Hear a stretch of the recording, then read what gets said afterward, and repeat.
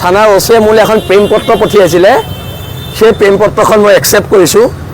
আৰু তেওঁ প্ৰেম পত্ৰৰ উত্তৰ দিবলৈ মই এতিয়া দুলীয়াজান গৈ আছোঁ খুব সম্ভৱ মোক ৰাস্তাতে অসম আৰক্ষীয়ে গ্ৰেপ্তাৰ কৰিব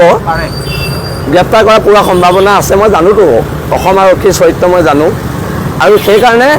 অসমবাসী দুলীয়াজানবাসীক প্ৰথম ধন্যবাদ জনাইছোঁ আজি দুলীয়াজান স্তব্ধ হাজাৰ হাজাৰ পুলিচ নমায়ো এখনো দোকান খোলাব নোৱাৰিলে কিন্তু সেইজনীক গ্ৰেপ্তাৰ কৰিব লাগিব ফ্ৰী ভাত খুওৱাজনীক তাইক জেলৰ ফ্ৰী ভাত খুৱাব লাগিব আৰু অনাগত দিনত এখন ঐক্যবদ্ধ সংগ্ৰাম হ'ব আজি মাৰ ভৰিত ধৰি দেউতাৰ ফটোত সেৱা কৰি সৰহ গগৈ মই ওলাই আহিছোঁ মাক কৈ আহিছোঁ ৩-৪ মান আহিব পাৰোঁ জেলত থাকিব পাৰোঁ আৰু এটা কথা স্পষ্ট বীৰ লাচিত সেনাৰ সৈনিক আৰু শৃংখল চলিয়াই ঘাঁহ নাখায়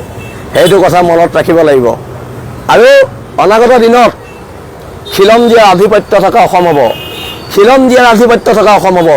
মূৰ তল কৰি ইয়াত জীয়াই নাথাকোঁ পুনৰ কৈছোঁ হ'ব পাৰোঁ আমি দুখীয়া আমি তহঁতৰ গোলাম নহয় আঁঠুকাঢ়ি অধিকাৰ খোজা বীৰ লাচিত সেনাৰ সৈনিকৰ নিয়ম নহয় আৰু নিয়ম নহয় এতিয়া আমি দুলীয়াজানলৈ মুভ কৰিম আমি আগবাঢ়িম আৰু খিলম দিয়া জনগণৰ আশীৰ্বাদ আমি বিচাৰিছোঁ অনাগত দিনত এখন ঐক্যবদ্ধ প্ৰতিবাদ হ'ব ধন্যবাদ জয় অসম